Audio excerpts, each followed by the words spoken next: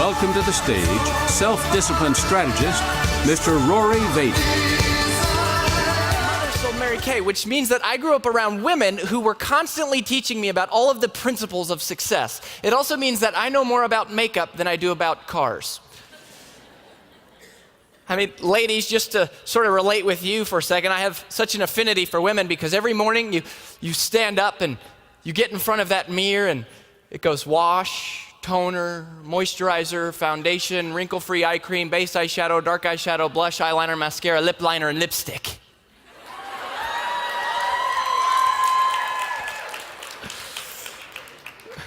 Notice all the women are clapping. They're like, oh, he's funny. We like him. The guys are looking at me going, you know, this dude was a high school cheerleader.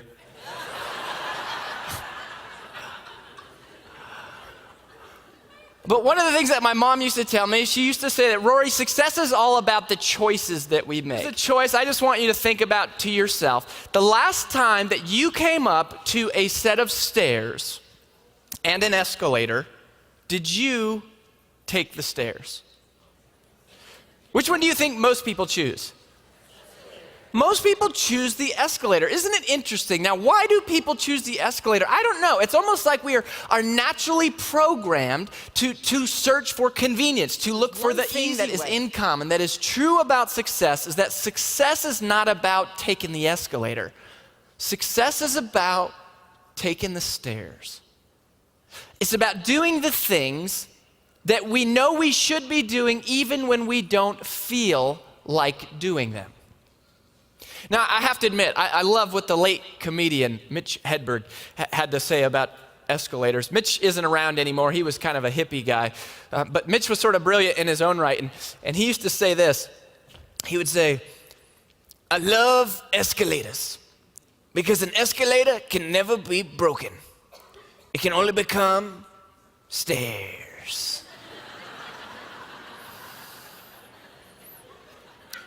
You should never see a sign that says escalator temporarily out of service. You should only see a sign that says escalator temporarily stairs.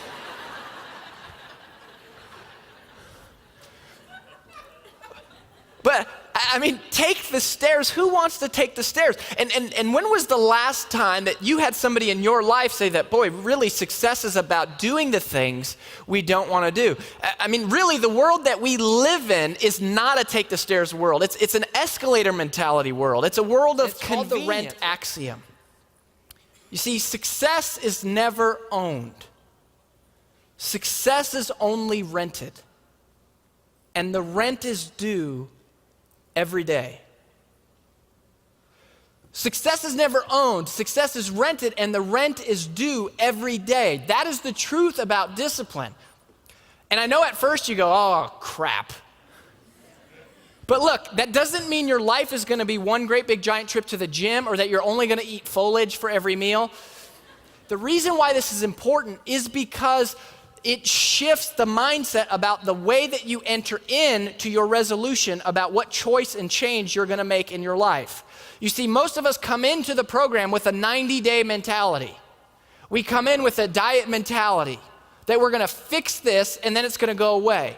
But that the power is in embracing the mentality about the journey that you are embarking on is not a temporary one, but a permanent one. And the beauty in that is that discipline is an appetite. And just as your appetite for food changes, so does your appetite for discipline. What was once very difficult later becomes very easy. And here's how I know that this Rent Axiom is true, because take the word success out of there and put in anything that matters to you. Financial security is never owned, it's rented, and the rent is due every day. Being in great physical health is never owned, it's rented, and the rent is due every day. A fulfilling spiritual relationship is never owned, it's rented, and the rent is due every day. A happy marriage is never owned, it is rented, and the rent is due every day. The rent is higher for some of you than others. I just got married this last year, and one of my good friends said, Rory, well, get excited because every marriage works the same way. It starts with the engagement ring, then the wedding ring, then the suffering.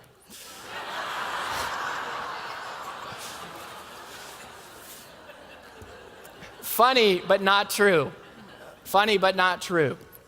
The Rent Axiom is true, however, that the price must be paid every day. And here's the good news. What was once a sacrifice later won't even become a temptation. Principle of sacrifice. Now, in Colorado, most people know us for being, we're sort of world famous for the Rocky Mountains, right? And in the western part of the state, we have the Rocky Mountains. Now, what a lot of people don't realize is that we also have the Kansas Plains. Anyways, so because of this unique sort of topographical layout, Colorado is one of the only places in the world that has both buffalo and cows.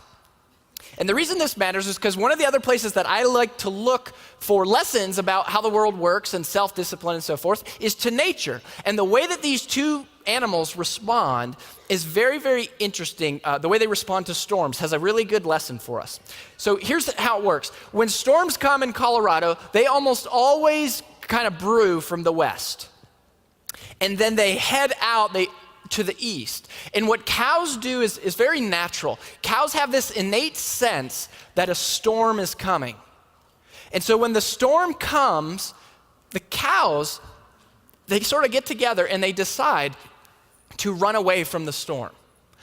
So they start moving to the east, but the only problem is that if you know anything about cows, you know they're not real fast. And so the storm catches them pretty quickly. And instead of stopping, because they don't know any better, they continue to try to outrun the storm. And by trying to outrun the storm, they actually run with the storm, maximizing the amount of pain and frustration they experience from that storm. Isn't that stupid?